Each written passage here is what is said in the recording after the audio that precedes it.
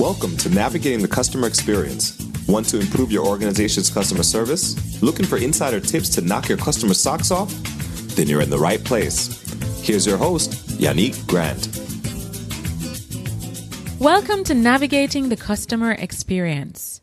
On today's episode, our guest is Jon Ferrara.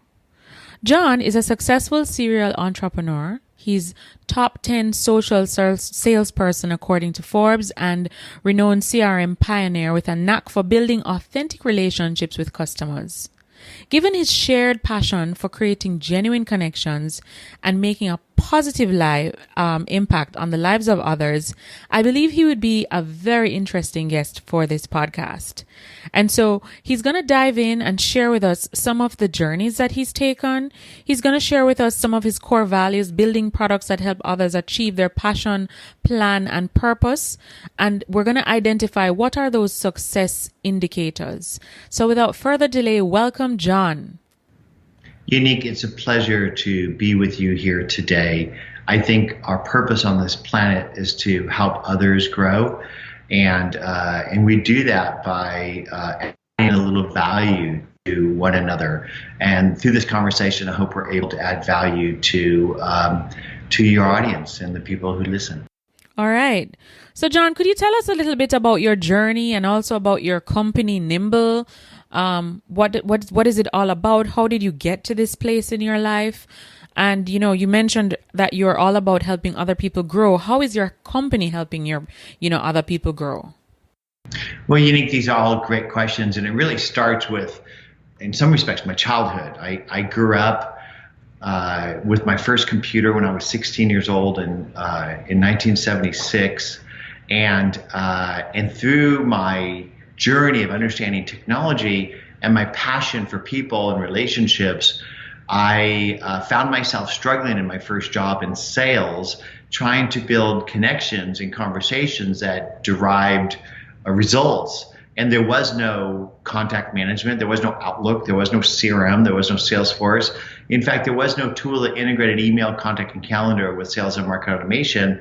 So at 29 years old in 1989, I quit my job and I started a company called Goldmine. And Goldmine was the first program that integrated email, contact, and calendar in a team relationship platform. We were Outlook and Salesforce before either existed.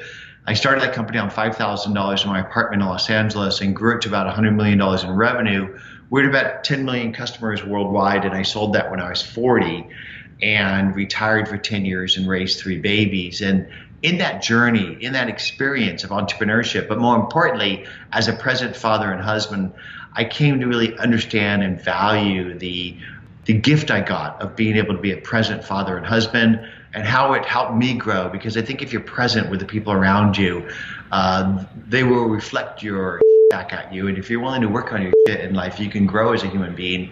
And I think that's what we're on this planet to do, is to grow our souls by helping other people grow theirs. And in the process of social media evolving in 2006, 7, and 8, I started to use it, and I saw it was going to change the way we work, play, buy, and sell.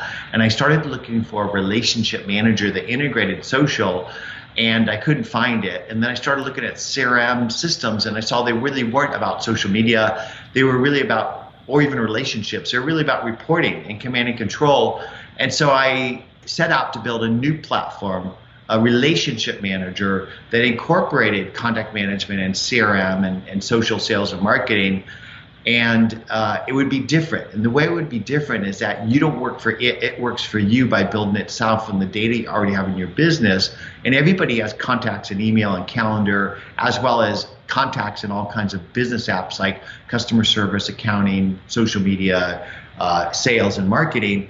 And it would derive the contacts by unifying them all together from all the disparate places, from the separate departments, so that the company would have a unified relationship manager, so that no matter who picks up the phone, they know who they're talking to, what's happened, who's done it, what's going to happen, who's going to do it, who is this person, what is their business about, so they could provide the optimal experience, and most importantly, to follow up and follow through, and that contact would be available to them in all the places that they work, so that no matter who touches, no matter where you touch in a company, in sales, in marketing, in customer service, in accounting, that everybody's on one page with that customer, and that you can provide the optimal experience.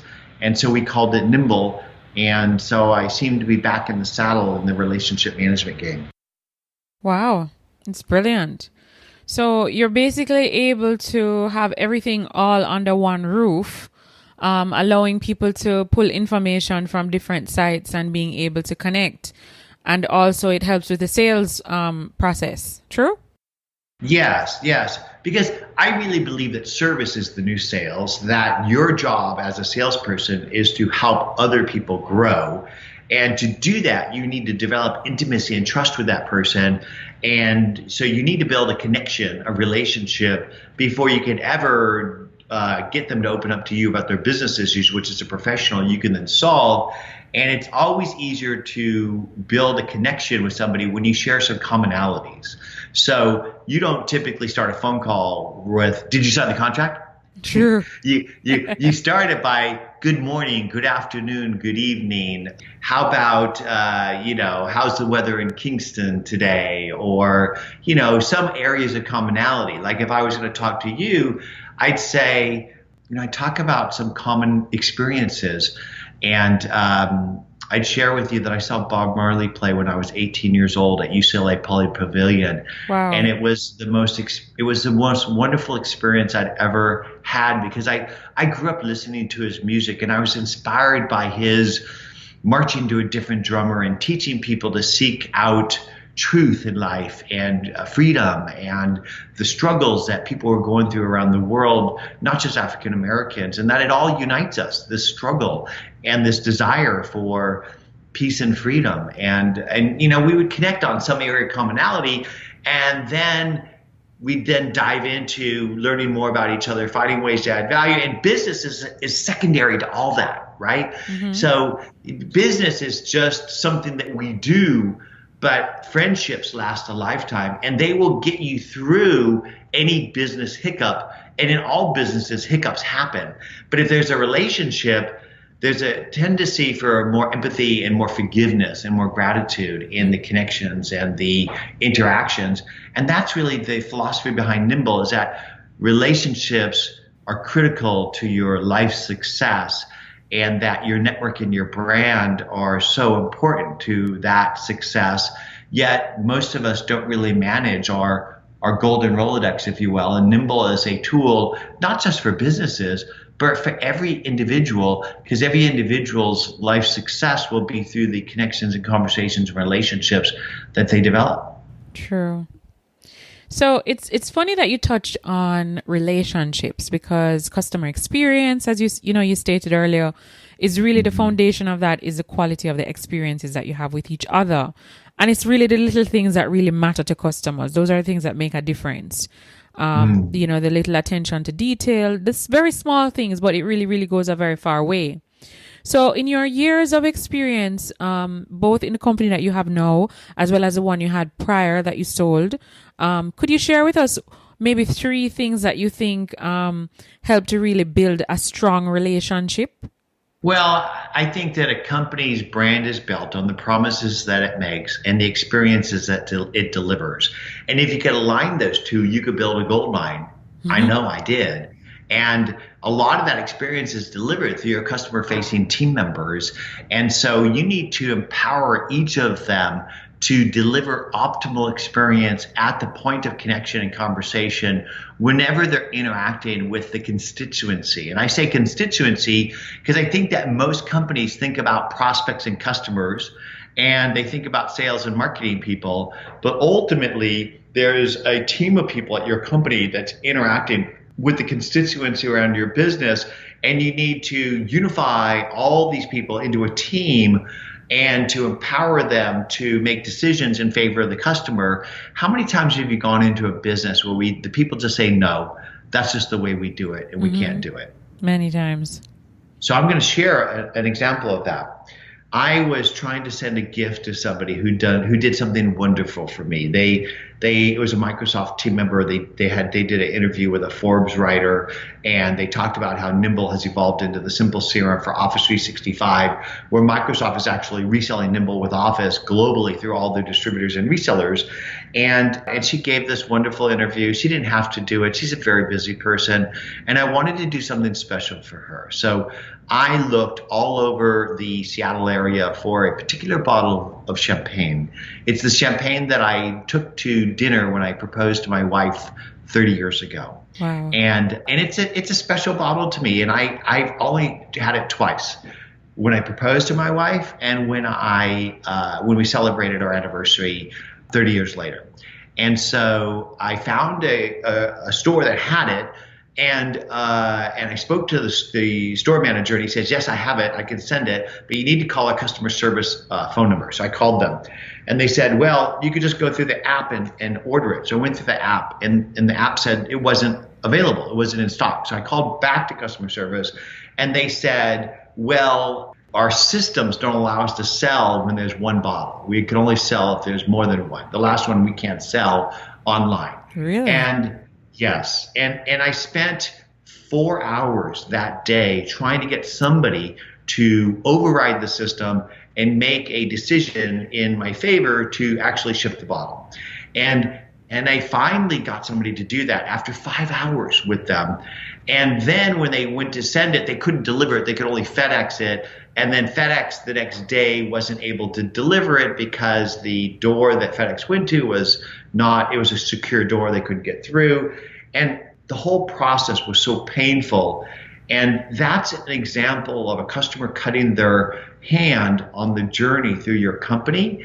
And I think that to every customer that your business engages with, the person they're talking to is the company. And you need to empower team members to make decisions in favor of the customer. And I think the Apple Store is an example of that. At Apple, I've rarely left the store unhappy. They typically take care of whatever I need, and they're empowered to make those decisions. And so from my experience in building 2 global technology brands, I think that you have to instill a desire of care, of empathy, of the team members to the constituency. And I say that because it's not just prospects and customers. There's influencers and resellers and other people that touch or involve the customer. But they need to really care about the customer, the product, and the company, and to be able to make decisions in the time that they're engaging with that person that leaves that person not only delighted so they come back and buy again, but so that they drag their friends with them. Wow. Amazing. And that was a very, very good example. I have so many experiences myself. As you described, it's such a painful part of the journey that when you're finished, you don't even want to have to call the company back again, because when you think about the headache that they put you through, it just deters you completely. So as a business, you mentioned, in your experience that it's important to map and to empower the employees. Now, empowerment is a very, very big word. And it can be a simple act if people know exactly what being empowered means. So as a leader, let's say you went to this wonderful leadership workshop and they brought in Jon, and Jon spoke about empowerment. And so these leaders go back to their organizations now and they're like, okay, I'm going to empower my team members. What are some of the steps that empowerment entails? Because it's not just about going back and saying you're empowered. There's more to it, right? There is. And some of it is empowering them to make decisions even when there's a policy in place that is set, right? So I don't think any process should be so rigid that the customer is left unhappy or unsatisfied in some way. And I think that, the customer may not always be right, but they're always the customer. So if you have to let a customer know that you can't do a particular thing, let them be wrong with dignity and respect. In other words, it's part of it is the way you communicate and the attitude that you have. And you felt it before. You could feel me on the phone right now. Yes. And you feel that customer service person when they're communicating with you. That's why they put mirrors in front of customer service cubicles, because People can feel your smile. People can feel your heart and soul. There's an energy that interacts between human beings. And I think that you need to start by hiring people that have a positive energy, right? Good human beings with that are a good cultural fit. And you need to treat them good, because if you don't treat the team members good, they're not going to be able to treat the customers, the constituency good. So it starts with hiring great people, and then building an amazing culture, and then making sure that they're empowered to make decisions that are that leave the customer satisfied. And that might even mean them recommending a competitor's product. It might mean making a slight change in a policy to facilitate a customer in that moment. It might mean taking the feedback from where customers are constantly cutting their fingers on their customer journey with you and making recommendations to change it. So they're that connected to your customer's journey that they're collecting feedback, just like my journey with this liquor store that has a policy that says we don't sell the last bottle. Why is that the policy? That doesn't need to be the policy. That policy can change, and it changed by a human being making the change and actually selling me the bottle, but it can change further by changing the system itself. So I think it really starts with the people. But I also think that our world is getting so automated. It's getting so digitized. And I think that the more digital we get, the more human we need to be. And it really takes a human touch to create that experience. And I'm going to share a human touch story with you. Have you ever shopped at Nordstrom's? I have, yes. Do you like shopping at Nordstrom's? It's not something that stands out. Like, for example, when I shop with Apple, for example, it just seems like another department store. They haven't done anything that has really wowed me. But yes, I've shopped in there before. Okay. One of the things that Nordstrom's does when you buy is they wrap up your package in the bag and they walk around the counter and they hand you the package. What they're doing, and everybody's taught this, what they're doing is they're entering your space and creating a momentary connection. And I think in this overconnected, overcommunicated world, a simple human connection can work magic. And it's a simple gesture, but it creates a more human experience as opposed to go to Macy's or someplace else, May Company. I don't know if that place is still in business anymore. But they basically all literally throw the bag over the counter at you. And that's a completely different experience than shopping at Nordstrom's. And it's the little things that add up to the ultimate experience. And I think that companies that could instill more humanity in the interactions, I think will stand out. I think there's a lot of companies that do stand out in that experience. Certainly Apple Store is one of them. But even on a digital basis, I think that there's companies that have created an experience that it really wows me. And I think Netflix is an example of that, right? I mean, they kind of revolutionized the way we get DVDs, and it started with mailing them to you in the way that they did.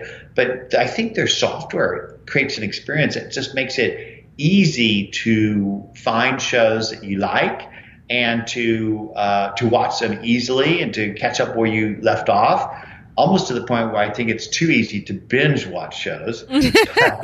That's another thing.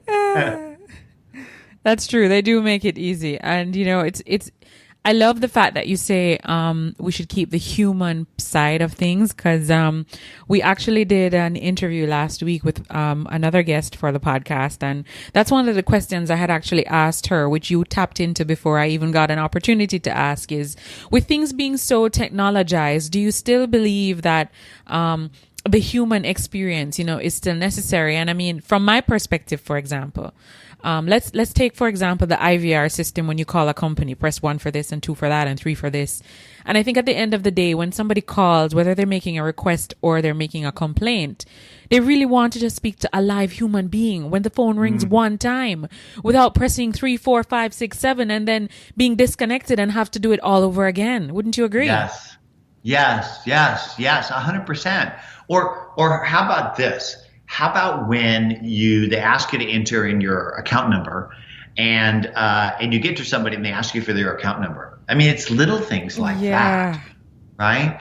And so there's a lady named Maya Angelou who said, people will forget what you did, but people will never forget how you made them feel. Very true. Very, very, very true. Yes, yes. And I really believe that another friend of mine, Shep Haken, have you ever met Shep? Yeah, Shep was a guest on our podcast maybe about a year and a half ago, I think. Yeah, I love that man. He said, the greatest technology in the world hasn't replaced the ultimate relationship building tool between a customer and a business, the human touch. Mm-hmm. And so I think that customer experience is the differentiator. It is the thing that will set you apart from your competitors. And I think that the more businesses look at the entire journey that customers have with their business and to refine that, the more they'll grow. And the experience doesn't just happen when they're buying. I'll tell you a journey of me buying a TV set recently. So I had a TV set that died. It was a Sony TV. And it was a second Sony product that died. I had a receiver that died 6 months before. And so that was the trigger that started my journey. And so I went and did a selection set of what I might consider. And I didn't do that by going to the websites of the TV companies or even the stores. I started to look online and I read reviews of people that are like me or people that are trusted reviewers or advisors, people that review these things, third-party people. Mm-hmm. And I built a selection set. And only then did I actually go into a store because a TV set needs to be seen. And then while looking at the TVs, I saw that the Sony actually had the best picture, the best features, the best price. And I ended up buying it, even though I set out not to do that. But after that buying, there's a post-purchase experience where I kept looking at reviews because I wanted to make sure I had made the right decision. And I kept, I was using the TV and making sure it was the right thing. Have you ever done that after you bought something? You continue to read reviews? Yes, I have. So that's the post-purchase experience. And it wasn't until you get to the point where you have decided that this is something that you really like that you essentially become an advocate. And a lot of this that I'm talking about is documented in something called the McKinsey Customer Journey. And it's a PDF that you can put in this show notes that you can share with your audience. If you just Google McKinsey Customer Journey, you'll find it. But there's a beautiful diagram that talks about the trigger, the initial consideration set, the active evaluation, the moment of purchase, the post-purchase experience, and then the loyalty loop. So now I'm in the loyalty loop where I not only tell other people how much I dig the Sony TV, but I bought 2 more and I have them in my house. And that's what you want to do with your customers, is to become a trusted advisor through that entire journey, not just in the purchase experience, not just in the post-purchase experience, but to be involved in the loyalty loop by becoming a trusted advisor to inspire and educate them about how they might become better, smarter, faster. Because I think people don't buy great products, they buy better versions of themselves. And that's what you want to be able to do, is to communicate your brand story about how you put your customer at the center of that hero story. And you can then not only get them to come back and buy from you, but to drag their friends with them in the loyalty loop. Yeah, that's brilliant. So we'll definitely have that PDF in the show notes so that our listeners can tap into that journey and how they can make the experience better for their customers, whether they're an online business, whether they're a solopreneur, or whether they're a Fortune 500 company with over, 50,000 employees. Now, Jon, could you share with us, how do you stay motivated every day? Well, Unique. When I was 41 years old, a year after I sold Goldmine, mm-hmm. and I'd been so blessed and successful in selling this large business, and I had my second baby was born the day I sold the business, and my life was blessed, and I found out I had a head tumor, and it was pretty serious. I had to do some very severe treatments and lost a lot of weight, and wow. It was, I think you don't really value how great it is to be healthy until you're not. And it caused me, in the process of getting healed, to really go on a spiritual journey. Mm-hmm. And in the process of that, I really developed a sense of gratitude. and empathy towards others that I hadn't had as deeply in the past, and also a sense of purpose of my life. And that purpose is, as I shared with you before, that we're on this planet to grow our souls by helping other people grow theirs. That's it. And so I do my best on a daily basis to be as present as I can with the people and places around me, to be mindful as much as I can, and to try to give something of myself to anyone I'm interacting with, even if it's just a smile, because the person in front of you deserves your attention. Even if you're in the grocery line, put your phone down and connect with that person for a moment. They're serving you, and you need to connect with them. So whenever I'm interacting with people, especially customer service people or even salespeople, I try to connect with them and to, just have a moment, right? Because we're all human beings and we're all just doing our best. And so the thing that motivates me every day is that it's another day that I might connect with another human being to learn enough about them that I might blow a little wind in their sails. And when I do that, when two humans connect, there's an energy that connects. And I love that energy. I love that connection. And I'm going to share another story with you. So the doctor that saved my life, my ear, nose, and throat doctor, the one that found my tumor, he happens to be ENT to the biggest stars, right? So he was Whitney's doctor, Frank Sinatra's doctor, Bono's, and he also treats, ordinary people like me. Mm-hmm. And so I was walking out of my cubicle. You know how doctors shove you in all those little rooms and then they move back and forth? Mm-hmm. So I was walking out of my little room and I bump into this little old man. And I looked down and I said, "You're Mick Jagger." Now, I didn't say that to Mick Jagger, but I thought it, right? And at the same time, I thought, gosh, you're short and old. And at the same time, I thought to myself, why does this guy get on an airplane 50 times, 100 times a year and go do a show? He certainly doesn't need the money. He does it because he loves to dance with these other human beings, that he loves to give, and what he gets is an energy. He gets empowered. He feeds on this. And so I feed on growing other human beings through the connections with them. And I think that's all we leave this planet with, is the moment we've been truly present with others and places around us, and the ripples in the pond that we create through some type of connection and value adding. And so that's what gets me every day. That is just beautiful, Jon. Oh my. I mean, it's just like music to my ears. I mean, it's so good to talk to someone who, they're deeply connecting with another human being, because the reality is many of us go through, our days in our businesses, in our personal lives, and we are not present, like fully present. I mean, physically our body is there, but is our mind there? Are we fully concentrating on the individual that's standing in front of us, whether it's our child or significant other? And I mean, I'm guilty of it sometimes. I'm not going to lie. I'm going to stay here and tell you the truth. So it's good. It's good to hear that, you're really dedicated to being present. That's a reminder that you tell yourself every day, because that's how you get up and push forward. Yeah. And Unique, it's not your fault. Our minds are like little puppies. And you know how if you try to teach a puppy to sit, and what does a puppy do? You tell it to sit on the paper, stay, and it goes and runs away, right? Because it skips away. And you have to like your mind and your thoughts, right? Because you're always thinking about the past, or ruminating about the past, or worried about the future instead of being present. And that's your little puppy, your mind, and it throws these thoughts at you. And so you can get angry with yourself and say, well, gosh, why wasn't I present with Unique? I could have had a better experience. I was thinking about my mortgage or my wife, or, whatever it is.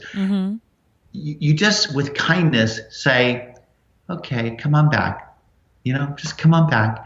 And eventually, if you learn to put a seat in the room in your mind, to observe the thoughts that you have, focus on your breathing, and learn to enable those thoughts to go by without getting caught on them, right? Because typically thoughts come and you get caught and you get strung away on this thought about the past or the present. If you could just learn how to do that on a daily basis, and this process is to do that through meditation, you can learn to be more present. And I actually recommend an app called Headspace that does that. So you can just load that on your phone. It's free for the first, lessons or so. Practice with that. It has this thing where you do 3 minutes a day. And I recently got back from a retreat in a place called Big Sur. If you ever come to California, you have to check out Big Sur. It's the coast of Northern California.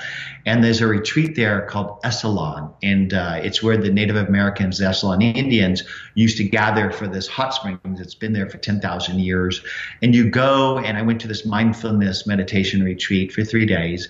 And it gave me enough tools to get started with this. So it's always been something I've been interested in, but I haven't made it a daily practice of meditation and mindfulness. Mm-hmm. So I'm starting the new year with this to try to make that a daily practice.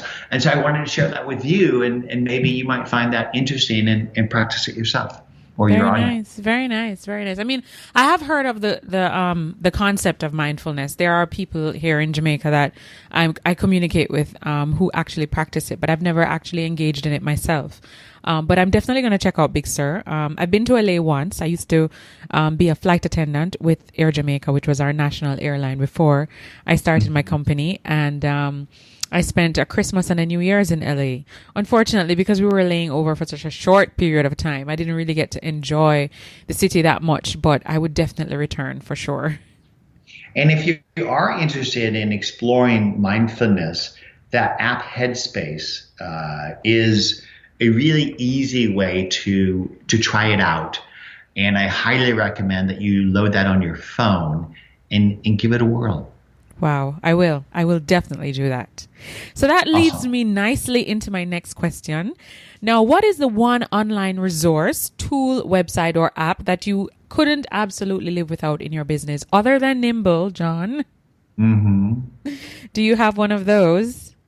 Well, so I think we all live where we're communicating with other people, mm-hmm. and that's your inbox, right?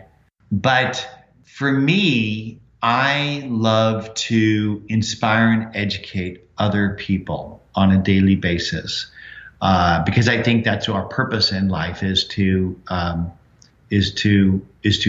value to other people's journey. So I curate content on a daily basis that is in and around the areas of my passion, plan, and purpose in life. Not just my business stuff, but my personal as well. Because I think that people connect to your heart and soul as much as they connect to your business passions. And then I share that content on a daily basis. Think of it as dropping fishing lures into the social river around your business to begin connections and conversations that ideally result in relationships. And so the tool I use to queue up content is a tool called Buffer app. So Buffer app enables me to take whatever I'm reading and to share it across my personal and professional identities. And I think that the biggest struggle that most business people have, whether they're individuals or a business itself, is to be seen. Because if you're not seen, then people won't think of you. And there was an actress who happened to be an entrepreneur. Her name was Mae West. She said, out of sight is out of mind, and out of mind is out of money, honey. So you need to be seen to be considered, right? Yeah. And how many times have you walked by a business and looked in the door and somebody's sitting there behind a counter and, God forbid, on their phone, and there's nobody in the shop? Have you ever seen that? Yeah, I have, definitely. It breaks my heart because I know how much it costs to open a store and to pay the rent. Yep, and keep it open and pay staff and... Yeah. So, and what about people? I think that your network is your net worth. Your brand and your network will help you achieve your dreams, yet most people don't really manage their brand and their network effectively. And what I'm talking about, this sharing content on a daily basis, will help you to build your brand and your network personally or professionally or for your company. And so I used Buffer to do that. But the most important advice I have in regards to content is engagement. Because imagine if you're dropping fishing lures, which is content to connections, conversations in the river, and somebody bites on it. If you don't pull the hook, if you don't reel it in, then it's just pointless because you're not fully finishing the process. And so you need to respond to people who respond to you and start conversations. And the conversations shouldn't be about your products and services. It should be about how you might add value to that person. And if you enter into every connection and conversation with the intent to serve that other human being, then you can't but help succeed in life. Because another great that I love, Zig Ziglar said, the more people you help achieve their dreams, the more you will achieve your dreams. So yeah, I try to give my knowledge away on a daily basis so people see me as a trusted advisor. So when they need my products or services, they pick up the phone and call me and drag their friends with them. Yep. Lovely. Okay, Jon. So over your many, many years of being an entrepreneur and being an influencer, being someone that connects with other people, being a soul that is here to help other people grow, what are some of the books that have had the biggest impact on you in that journey of growth for yourself and, of course, to help others? Well, there's one book I read early on, which was a book called Siddhartha. And it's the book of Buddha's journey, and it had an impact on me in regards to seeking your own truth. Another one was a book by Thoreau, Walden, and it taught me to march to my own drummer. And I think that if I hadn't marched to my own drummer as a young man, that I probably wouldn't have retired at 40. But then beyond that, there's a book called Think and Grow Rich by Napoleon Hill that taught me to figure out what my passion, plan, and purpose in life, which is, what is your passion? Are you building a plan to achieve it? Are you making it your purpose on a daily basis? And that's what enabled me to build Goldmine. Another book is Positioning, because ultimately perception is reality, and you need to be able to build a brand and create the perceptions in people's heads so people see you and your company and your business, and then how to win friends and influence people, because ultimately relationships are key to life. True. So true. All right. So all those books that Jon made mention to, we're going to have links to them in the show notes of this episode. So you can stay tuned and look out for those. Now, Jon, can you tell us one thing that's going on in your life right now that you're really excited about, either something that you're working on to develop yourself or your people? Well, I shared with you my journey on mindfulness and meditation. It really helps me to focus. The other thing is my relationship with Microsoft, which is really incredible. And if you think about it, Microsoft is a huge company with billions of customers and hundreds of thousands of resellers. And to have evolved our platform as the simple CRM for Office, where Microsoft signed a reseller agreement and is selling Nimble globally through their distributors and resellers to their customers as a bundle with Office, and how we've become strategic to not only help sell Office and make it sticky, but also as a gateway to Azure and Dynamics, was quite a feat that took our team years to build the relationships. And interestingly enough, it parallels the journey of Goldmine. So Goldmine started, we were able to start that without any venture capital or any bank loans, because we figured out who is the trusted advisor of our customer. And back in the day, it was the Novell reseller. Now, you may not remember Novell, but Novell was the network operating system that businesses used to tie together their PCs and hard drives and printers and to share network business applications. There was no Microsoft network operating system or even Windows back in the day. So businesses used Novell, and we were a network application to ride on top of that. And we got the Novell resellers to use Goldmine and then start reselling it. But then Microsoft came out with NT Server, SQL Server, and Exchange Server, and they ate Novell. And we basically partnered with Microsoft by requiring for every Goldmine license, a license of NT Server, SQL Server, and Exchange Server, and thereby becoming strategic to Microsoft, as well as solving our customers' needs of a more scalable business solution. And that's how we got to $100 million. And interestingly enough, history is repeating itself because we started with Gmail, G Suite, which was the Novell of its era. If you have PCs and want to tie them together in the cloud, you started with Gmail, G Suite. Office wasn't there, Office 365. But Microsoft came out with Office 365. We saw the writing on the wall. We built integrations with that and have basically replicated becoming strategic with Microsoft's Office 365 with Nimble, the way that Goldmine became strategic with NT Server and SQL Server. And it's just, I think that if you understand history, you could understand the present and more easily predict the future. And I think it's because of my experience in the past that I was able to see the writing on the wall and to be able to leverage Microsoft in this new era. Wow, amazing. That's brilliant. We just crossed over ourselves. We host with GoDaddy, and GoDaddy now, they sell their products with Office 365 integration. And it was actually a very easy migration, and I actually prefer the interface. I was a bit hesitant when they said Office 365 because I'm a Mac user. But it works brilliantly with my iPhone, and it's synced across all devices. And if I send an email from my phone, I'll see the same sent message from my MacBook Pro or the same sent message from my iPad. So I don't have any issues with it. I'm actually quite pleased. It's operating better than the platform that GoDaddy had before this integration with Office 365. Yeah, so before, GoDaddy sold IMAP email. And before IMAP was POP. These are protocols. And most of your listeners today have as their email server POP or IMAP or Gmail or G Suite or iCloud, and maybe a combination of all of those things.